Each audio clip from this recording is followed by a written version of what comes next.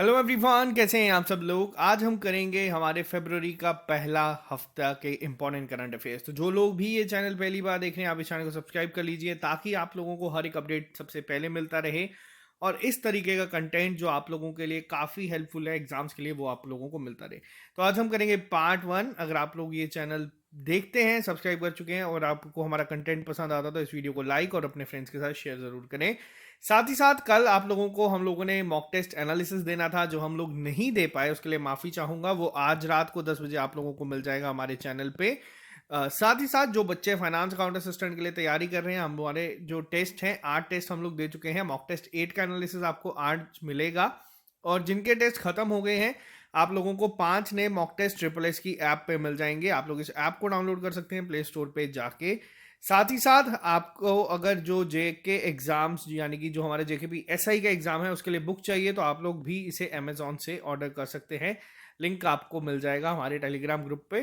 तो चलो स्टार्ट करते हैं आज की क्लास को बिना ज़्यादा टाइम वेस्ट किए। और साथ ही साथ जेकेपी एसआई का कंप्रिहेंसिव कोर्स ट्रिपल एस की ऐप पे भी आप लोगों को मिल जाएगा। ठीक है, तो स्टार्ट करते हैं आज की क्लास को, ज़्यादा टाइम वेस्ट ना करेंगे, सीधा क्वेश्चन पे चलते हैं। आज के कुछ क्वेश्चंस काफ़ी इंपॉर्टेंट है एग्जाम पॉइंट ऑफ व्यू से।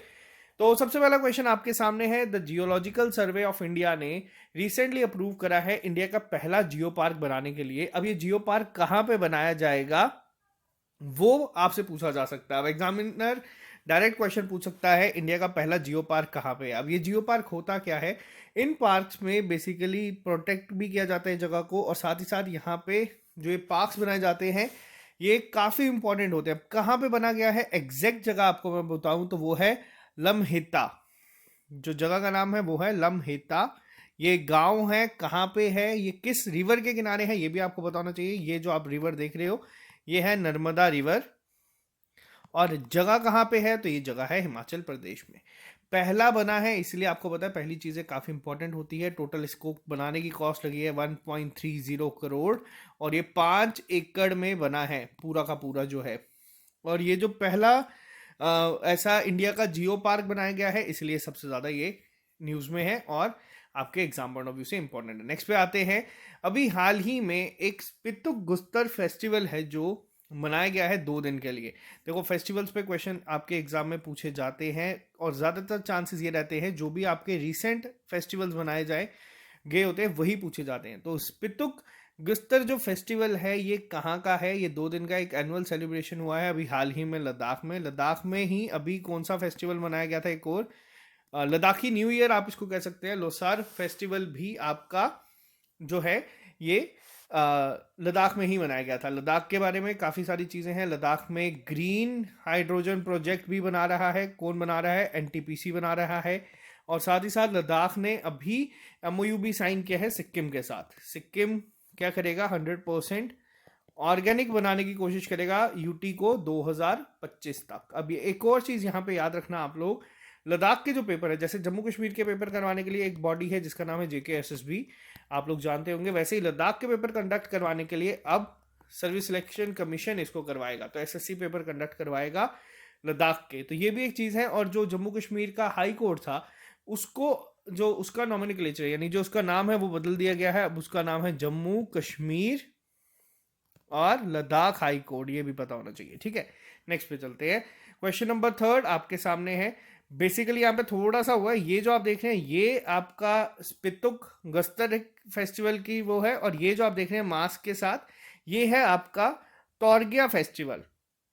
अब देखो, मैं आपको एक सिंपल सी चीज़ बताता हूँ जो फेस्टिवल काफ़ी इंपॉर्टेंट बेसिक है। जैसे बैसाखी हो गया, आपको पता है जम्मू कश्मीर पंजाब में मनाया जाता है। लोहड़ी हो गया, ये फेस्टिवल एग्जामिनर बहुत कम पूछता है। एग्जामिनर ज़्यादातर यही क्वेश्चंस को पूछेगा जो आपको थोड़ा सा कंफ्यूज करेंगे, जैसे कि आपके नॉर्थ ईस्ट के जो फेस्टिवल्स हो गए, या फिर जो आपके स्टेट के फेस्टिवल्स हैं जो कि रिसेंट एडिशंस हुए हैं। जैसे हम लोगों ने देखा अहरबल में पहला पहला फेस्टिवल बनाया गया, अहरबल फेस्टिवल। आपके लिए होमवर्क है, आपको बताना है अहरबल किस जगह पे है, जम्मू कश्मीर में किस डिस्ट्रिक्ट में है। ठीक है, अब यहाँ पे बात करते हैं टॉर्गिया फेस्टिवल की। तो ये कहाँ पे बनाया गया है, पहले तो ये पता होना चाहिए। ये बनाया गया है अरुणाचल प्रदेश में, तवांग मोनेस्ट्री में बनाया गया है। अब ये क्या क्वेश्चन क्या पूछा गया है कि कौन सी कम्युनिटी है जो इसको मनाती है। तो ये जो बनाया गया है ये मनाया जाता है मोनपा ट्राइब्स के द्वारा। पहला पॉइंट, एग्जामिनर डायरेक्ट ये पूछेगा कि तौरगिया फेस्टिवल जो है ये किस कम्युनिटी, ये किस स्टेट का है, तो ये बेसिकली अरुणाचल प्रदेश में मनाया जाता है। ठीक है, इतना आप लोगों को पता होना चाहिए। नेक्स्ट पे चलते हैं। मोस्ट इंपॉर्टेंट क्वेश्चन है, क्योंकि स्पोर्ट्स इंडस्ट्री में अगर हम बात करें तो एक रेवोल्यूशन टाइप आया है जिसकी उम्मीद की गई थी आईपीएल से भी। तो अभी हाल ही में पहली कौन सी आईपीएल की क्रिकेट टीम है जिसने एक unicorn sports enterprise as a जो अभी इमर्ज होके सामने आया है। अब देखो, यूनिकॉर्न के लिए मैंने आप लोगों को पहले भी बताया था क्या होता है, तो वो तो आपको मैं अब यहाँ पे बताऊंगा। पहले की कौन सी है, तो ये है चेन्नई सुपर किंग्स। अभी हाल ही में आईपीएल भी इन्होंने जीता था।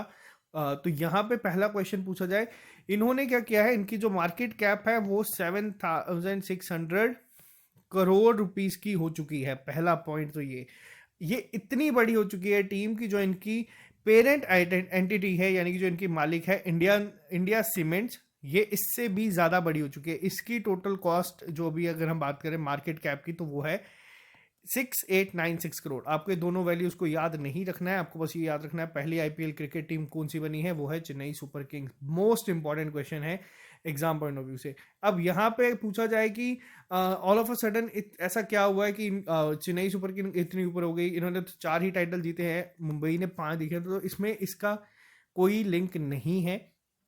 यहाँ पे काफ़ी सारी चीज़ें आती हैं, शेयर्स हैं जो सीएसके क्रिकेट लिमिटेड के, या फिर अगर हम बात करें सीवीसी कैपिटल होता है, बहुत सारी चीज़ें होती है जो यहाँ पे आई हैं। और एक और चीज़ बात करूँ, अगर आपसे एग्जामिनर पूछे कि इंडिया इस समय वर्ल्ड में कौन से रैंक पे है इन नंबर ऑफ यूनिकॉर्न्स, तो इंडिया का जो रैंक है वो है 3rd। सबसे ज़्यादा कहाँ पे है, सबसे ज़्यादा है यूएसए में, सेकंड है चाइना में, और 3rd हाईएस्ट है इंडिया में। ये भी याद रखना। लास्ट ईयर काफ़ी सारे ऐड हुए थे, तो ये याद रखना इंडिया ने किसको पीछे किया है, तो वो भी आपको पता होना चाहिए। इंडिया ने पीछे किया है यूके को। बहुत सारे हैं, बाईजूस हो गया, बहुत सारे यहाँ पे यूनिकॉर्न्स इस समय हैं। नेक्स्ट की अगर हम बात करें, ये क्वेश्चन बहुत इंपॉर्टेंट है, सारा साल ये पेपर्स में आता रहेगा। स्टार्टिंग में ही रैंकिंग मिल जाती है। 2022 का जो अभी ब्रांड फाइनेंस एनुअल रिपोर्ट आती है, जिसके अकॉर्डिंगली दुनिया का मोस्ट वैल्यूएबल ब्रांड कौन सा है आज की डेट में 2022 में, तो आप लोगों को बता दूं ये जो टाइटल है ये वापस से जीता है एप्पल ने ही। आप लोग देख सकते हैं यहाँ पे एप्पल ने वापस से ये टाइटल जीता है, और जो दुनिया का मोस्ट वैल्यूएबल ब्रांड है वो एप्पल ही है। अब एप्पल यहाँ पे अगर रैंक 1 है, तो सेकंड थर्ड पे कौन है, तो ये भी याद रख लेना। सेकंड पे है आपका अमेजॉन, और थर्ड पे है आपका गूगल। एक टाइम था गूगल काफ़ी ऊपर था, बट एप्पल, अमेजॉन और अब गूगल, ये तीनों याद रखने हैं आप लोगों को। अमेजॉन की अगर हम बात करें मार्केट वैल्यूएशन कितनी है, तो वो है 3 ट्रिलियन से ज़्यादा। आप लोग सोच नहीं सकते कितना अमाउंट होता है ये। चलो नेक्स्ट पे आते हैं। क्वेश्चन काफ़ी इंपॉर्टेंट है, रीज़न क्या है आपके सामने है। अभी हाल ही में कौन सी यूनियन टेरिटरी के एलजी ने रिसेंटली एक बुक रिलीज करी है जिसका नाम है प्राकृतिक, वैदिक एवं जैविक खेती। ठीक है, बेसिकली शॉर्ट में बताऊं ऑर्गेनिक फार्मिंग, बट नाम इसका आपको ये याद रखना है, प्राकृतिक, वैदिक एवं जैविक खेती। ये पब्लिश की गई है चुदामनी संस्कृत संस्थान के द्वारा। अब 2 क्वेश्चन यहाँ पे बनते हैं। यहाँ पे आप फोटो देख के गैस कर चुके होंगे, जम्मू कश्मीर ने की है, एलजी मनोज सिन्हा साहब यहाँ पे खड़े हैं।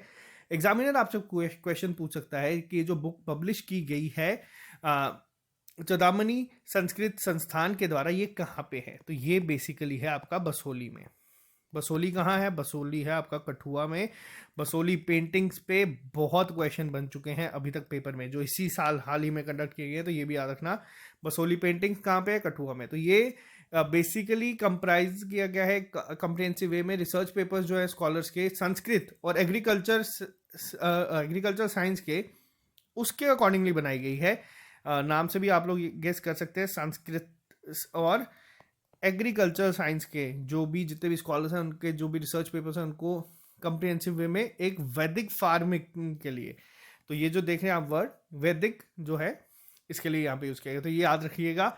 नेक्स्ट पे चलते हैं। अभी हाल ही में फियरलेस गवर्नेंस एक बुक जो है रिसेंटली रिलीज की गई है, फीचरिंग है यहाँ पे memories and ground realities as the LG of Puducherry authored by. अब एग्जामिनर डायरेक्ट इतना नहीं पूछेगा आपसे, डायरेक्ट पूछेगा फियरलेस गवर्नेंस किसकी बुक है। फियरलेस गवर्नेंस जो है ये है किरण बेदी की, जो कि इंडिया की पहली आईपीएस ऑफिसर थी, फीमेल आईपीएस ऑफिसर थी। इन्होंने बुक निकाली है, जो इनका टेन्योर था 2016 से लेके 2021 तक का, उसके ऊपर। अब अगर हम बात गवर्नेंस की ही कर रहे हैं तो आपको बता दूं, एक गुड गवर्नेंस इंडेक्स जो है वो हर साल आप लोगों को देखने को मिलता है। ये कब निकाला जाता है? ये निकाला जाता है 25 गुड गवर्नेंस डे कब होता है? ये 25 दिसंबर को होता है। अटल बिहारी वाजपेयी जी के बर्थ डे पे ये मनाया जाता है। लेकिन पहली बार डिस्ट्रिक्ट गुड गवर्नेंस इंडेक्स निकाला गया, और किस स्टेट या यूटी का निकाला गया है? तो वो निकाला गया जम्मू कश्मीर का। कंप्रिहेंसिव वे में अगर हम बात करें कंपोजिट कैटेगरी में टॉप किसने किया है? वो किया गया है जम्मू ने। अगर आपसे पूछा जाए गुड गवर्नेंस इंडेक्स पे टॉप किसने किया है, तो वो किया गया है गुजरात के द्वारा। तो ये याद रखना, ये पूछे जा सकते हैं एग्जाम में। नेक्स्ट पे आते हैं क्वेश्चन नंबर 8 की। अगर हम बात करें, अभी हाल ही में वर्ल्ड लेप्रोसी डे की जो थीम है वो क्या है? लेप्रोसी डे कब मनाया जाता है? तो ये याद रखना, ये मनाया जाता है 30 जनवरी के दिन। 30 जनवरी के दिन क्या हुआ था? तो ये जो है ये डेथ एनिवर्सरी होती है father of nation Mohandas Karamchand Gandhi ji की, यानी कि महात्मा गांधी जी की। तो इस डे पे की थीम क्या थी? तो इस डे की थीम थी यूनिटी, यूनाइटेड फॉर डिग्निटी। पहला, इसको आपको याद रखना है, ठीक है। नेक्स्ट पे आते हैं।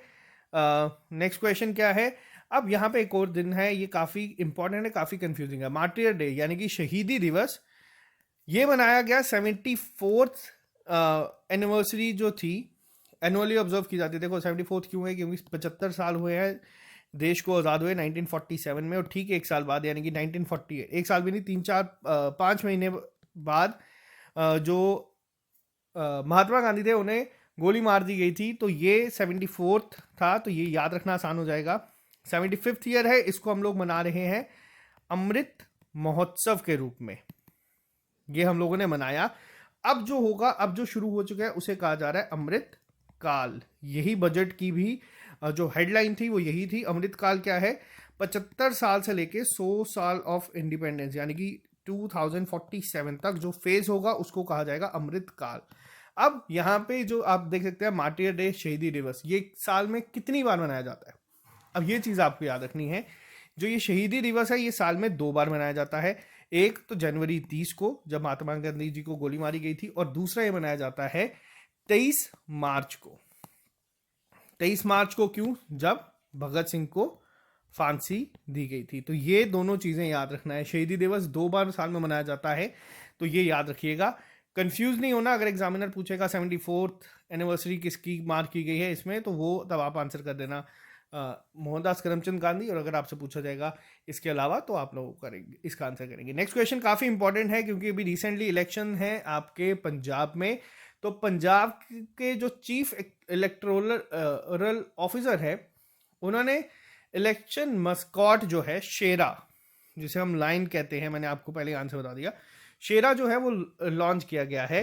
अब यहाँ पे एक चीज आप लोगों ने भी कभी सोची होगी, तो यहाँ पे अब इलेक्शन है, सब लोगों को पता है, पॉलिटिकल पार्टीज जितनी भी हैं सब अपना ऐसी चीजें कर रही हैं, लोगों को पता है कि पंजाब में इलेक्शन होने वाले हैं। तो इसमें शेरा का क्या रोल रहेगा? शेरा क्यों हम लोग इस तरीके की चीजें लेके आ रहे हैं? क्योंकि जब ऑलरेडी अवेयर है, तो देखो आपको मैं एक चीज बताता हूँ, ये इसलिए लॉन्च किया जाता है ताकि जो वोटर अवेयरनेस है उसे जो है बढ़ाया जाए। जो पार्टिसिपेशन है, देखो अवेयरनेस एक अलग चीज है, पार्टिसिपेशन एक अलग चीज है। आप लोग अगर मान लीजिए कहीं से भी बिलोंग करते हैं, सबको पता है कि हमारी स्टेट में इलेक्शन है, लेकिन फिर भी बहुत सारे दिन लोग उस दिन को एज अ हॉलीडे ट्रीट करते हैं कि हाँ छुट्टी, आज कहीं नहीं जाना, ऑफिस भी बंद है, तो घर पे रहते हैं। बट ये बहुत बड़ी बेवकूफ़ी है। आप लोगों को पार्टिसिपेट करना चाहिए, आप लोगों को डिसाइड करना चाहिए कि आप लोग किसको सिलेक्ट करेंगे, किसको आप इलेक्ट करके लेके आते हैं।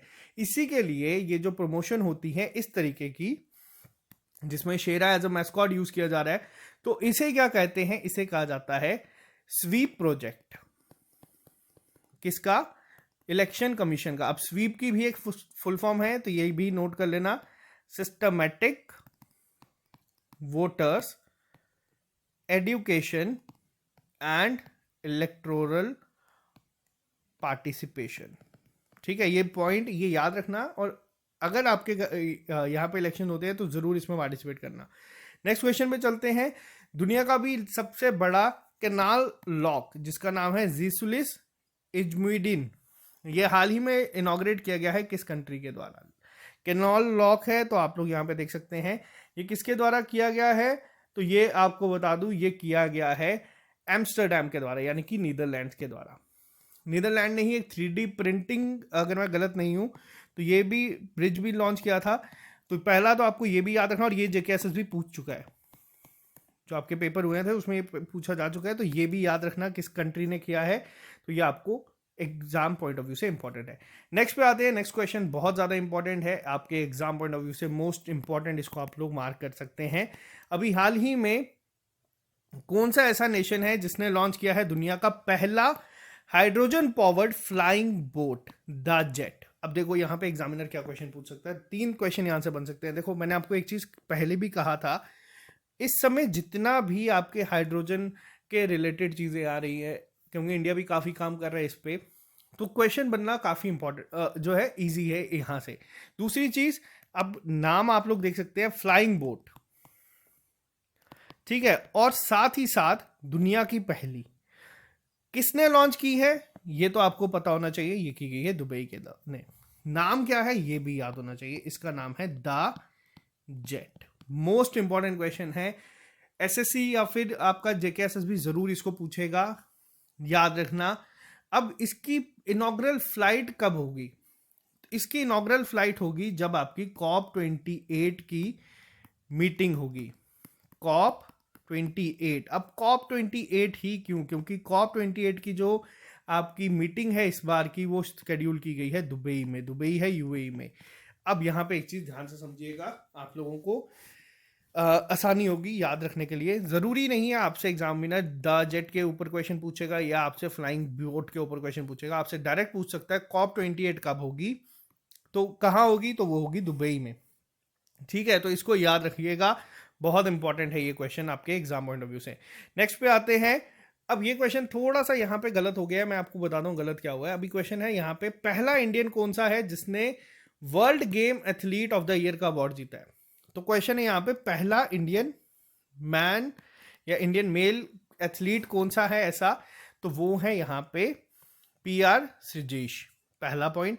अगर आपसे क्वेश्चन यही एग्जामिनर पूछता कि इंडिया का पहला फर्स्ट इंडियन कौन है जिसको world game athlete of the year का अवार्ड मिला है, ये काफी इंपॉर्टेंट है, इसको याद रखना, कंफ्यूजन हो सकती है यहाँ पे।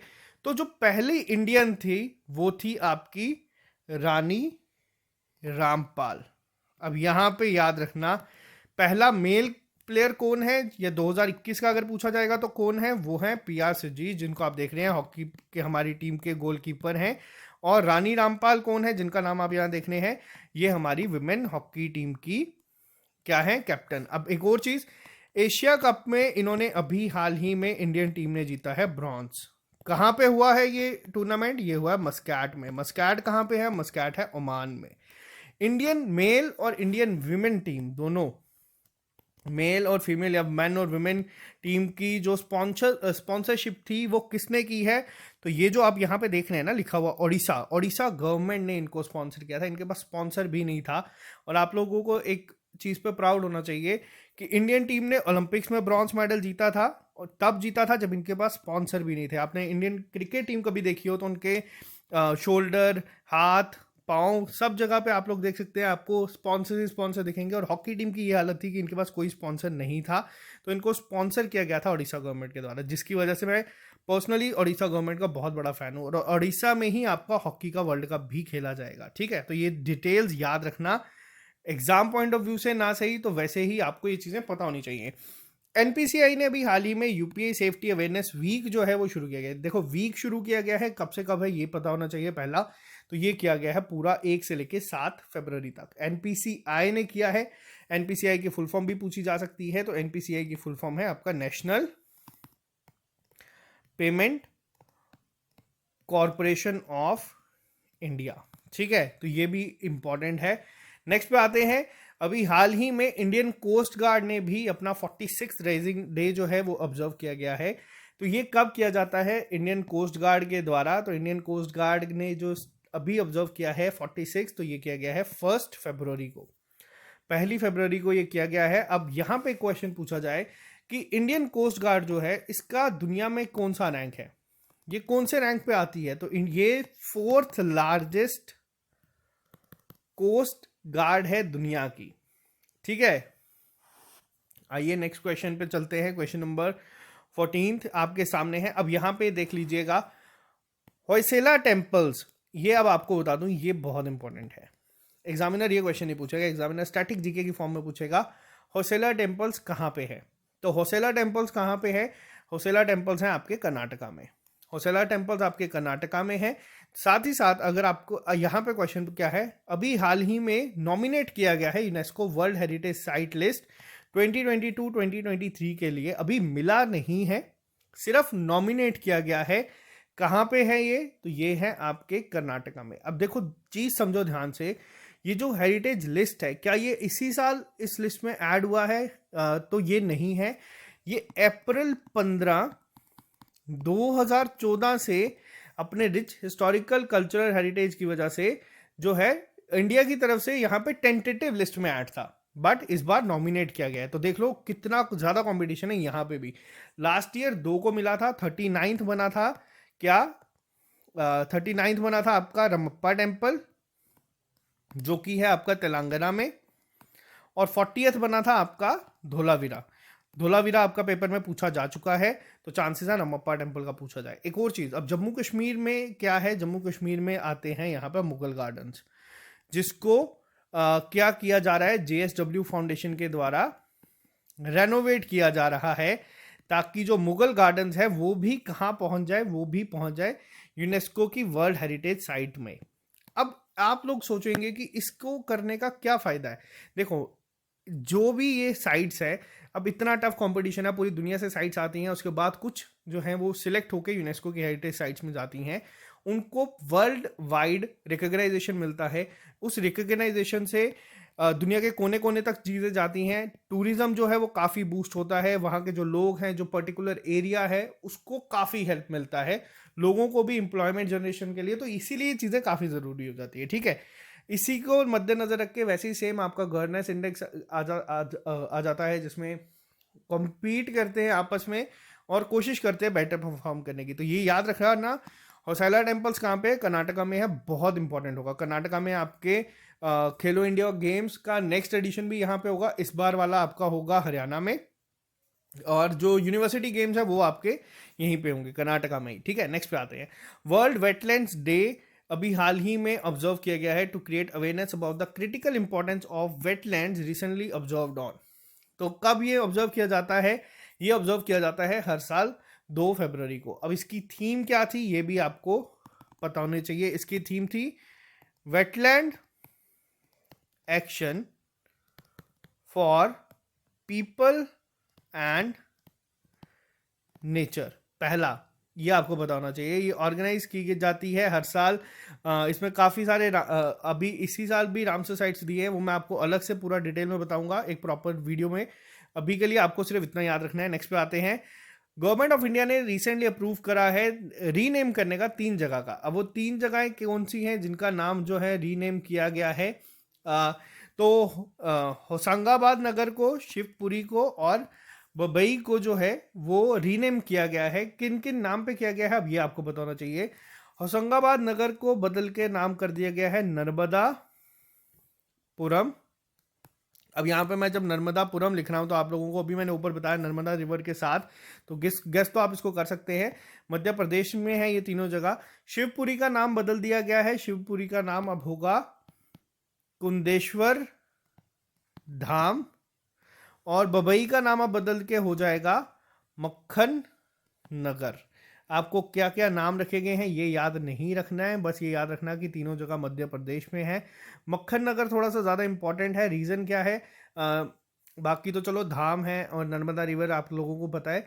अब ये जो मक्खन नगर है ये क्या है? तो ये जो मक्खन नगर किया गया है अभी हाल ही में चेंज, ये बेसिकली मक्खन लाल चतुर्वेदी थे, एक पोइट थे, उनके नाम के ऊपर है। ये बबई जगह में पैदा हुए थे तो इनके नाम पे ही अब ये रख दिया गया है। तो ठीक है, इतना ये पूछा जा सकता है, पता होना ज़रूरी है।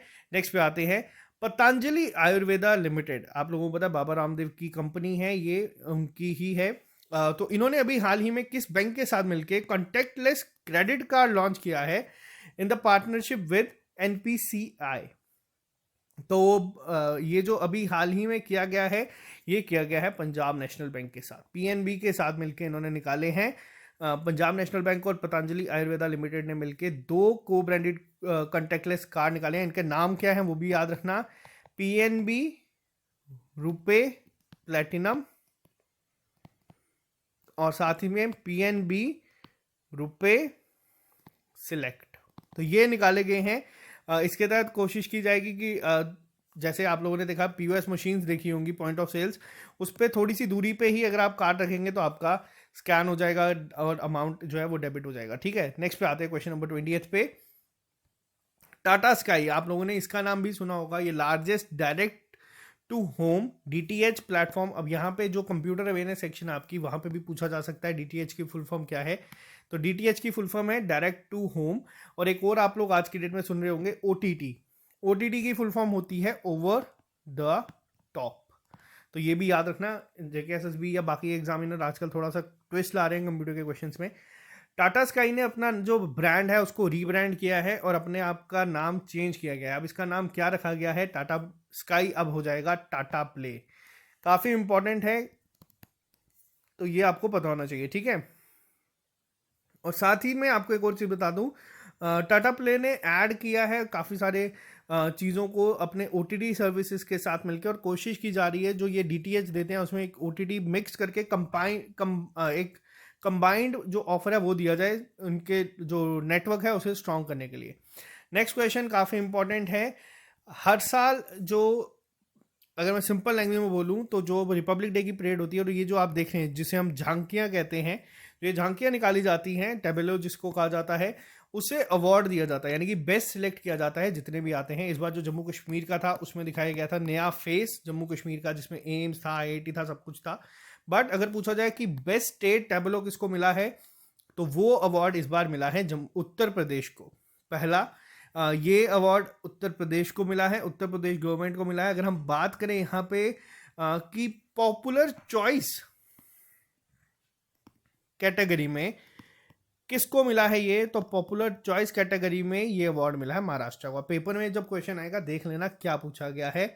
अगर बेस्ट स्टेट टेबलो पूछा जाएगा डायरेक्ट तो वो मिला है उत्तर प्रदेश को। अगर पूछा जाएगा पॉपुलर चॉइस कैटेगरी में तो वो दिया गया है महाराष्ट्र को। और इसी के साथ आप लोगों ने देखा होगा जो एक परेड निकलती है, तो उसमें अगर हम बात करें किसको मिला है ये, तो परेड जो होती है उसमें बेस्ट किसकी रही, तो वो आपको याद रखना है, बेस्ट रही है सीएपीएफ की। अब सीएपीएफ की फुल फॉर्म क्या है, तो ये है सेंट्रल आर्म्ड पुलिस फोर्सेस। तो ये भी याद रखना है। एग्जामिनर आजकल क्वेश्चन थोड़े से ट्विस्ट करता है, आमतौर पे पहले सीधा क्वेश्चन पूछा जाता है बेस्ट स्टेट किसको मिला है, लेकिन अगर क्वेश्चन में थोड़ा सा एग्जामिनर ने ट्विस्ट करने की कोशिश की तो उसका आंसर याद रखना।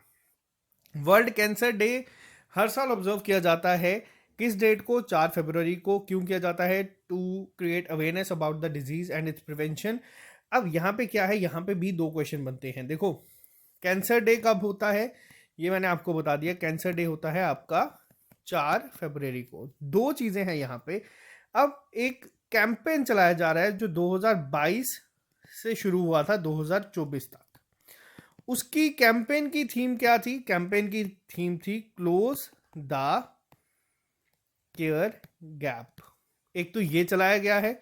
अगर आपसे पूछा जाए स्पेसिफिक जो अभी कैंपेन की अगर हम बात करें जो स्पेसिफिक इसी साल के लिए यानी कि 2022 के लिए जो रखा गया है उसकी थीम क्या थी, जो ये 4 फेब को डे था, तो उसका था क्लोज द केयर गैप, साथ में है रियलाइजिंग द प्रॉब्लम। तो ये याद रखना क्या पूछा गया है एग्जाम में अभी, क्योंकि इस तरीके से एग्जामिनर क्वेश्चंस को ट्विस्ट करता है। नेक्स्ट क्वेश्चन पे चलते हैं। राहुल गांधी ने अभी हाल ही में लॉन्च किया है राजीव गांधी ग्रामीण भूमिहीन कृषि मजदूर न्याय योजना for landless labours in which state. देखो ये क्वेश्चन अगर पेपर में आता है आप इसको गेस कर सकते हो। गेस किस तरीके से कर सकते हो, अभी जहाँ पे भी कांग्रेस की सरकार है वहाँ पे ये स्कीम एप्लीकेबल है, तो आप इसको कर सकते हो। पहला पॉइंट तो ये। दूसरी चीज जो आपको पता है, राजीव गांधी के नाम पे राजीव गांधी खेल रत्न अवार्ड मिलते थे, जो स्पोर्ट्स में सबसे टॉप पे माने जाते हैं। इसका नाम बदल के क्या कर दिया गया है, मेजर ध्यानचंद खेल रत्न अवार्ड्स। तो ये भी याद रखना, ठीक है। अब दूसरी ये जो स्कीम है कहाँ पे की गई है, तो ये की गई है छत्तीसगढ़ में। जितने भी लैंडलेस लेबर हैं उन्हें उनके रिलेटेड ये की गई है। और इन्होंने साथ ही साथ लॉन्च किया है राजीव युवा मित्तन क्लब स्कीम, तो ये भी याद रखना, जिसमें 25,000 बेनिफिशियरीज को कहा गया है कि इससे असिस्टेंस मिलेगी। नेक्स्ट पे आते हैं बुलेट ट्रेन। आप लोगों को पता है कि काफ़ी देर से न्यूज़ में है, बट पहला स्टेशन कौन सा है जो कि रेडी हो चुका है बुलेट ट्रेन के लिए?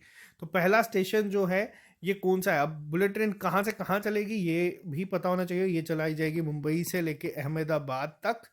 तो जो पहला स्टेशन जो है वो तैयार हो चुका है, उसका नाम है सूरत। सूरत पहला स्टेशन बना है जो कि पूरी तरीके से रेडी हो चुका है बुलेट ट्रेन को लेके, ठीक है। पहला पॉइंट तो आ गया यहाँ पे ये। दूसरी चीज़ क्या है, अहमदाबाद जो है ये, जैसे मैंने आपको भी बताया, यूनेस्को हेरिटेज, तो ये इंडिया की पहली यूनेस्को हेरिटेज सिटी में ऐड की गई थी, ठीक है। पहली यूनेस्को हेरिटेज सिटी कौन सी थी? अहमदाबाद। उसके बाद तो जयपुर भी आई है, फतेहपुर सीकरी भी आई है, तो काफ़ी सारी जगह है, बट अहमदाबाद पहली थी, ये याद रखना। नेक्स्ट पे आते हैं, अभी हाल ही में कौन सा बैंक ऐसा बना है जिसको अवार्ड मिला है डिजिटल ट्रांसफॉर्मेशन अवार्ड, यानी कि जिसे DX 2021 अवार्ड भी कहा जाता है, CII के द्वारा, कॉन्फेडरेशन ऑफ इंडियन इंडस्ट्री के द्वारा जो ये अवार्ड दिया गया है। तो ये अवार्ड किसे मिला है? तो ये मिला है कर्नाटका बैंक को। आपको सिर्फ इतना याद रखना है, डिजिटल ट्रांसफॉर्मेशन अवार्ड किसे मिला है? कर्नाटका बैंक को। इंडिगो की अगर हम बात करें, इंटर ग्लोब एविएशन लिमिटेड की, इन्होंने अपना MD CEO अपॉइंट किया है, MD अपॉइंट किया है अगले 5 साल के लिए। उनका नाम क्या है? तो उनका नाम है राहुल भाटिया जी। राहुल भाटिया को अभी जो है वो बनाया गया है। ये कौन है?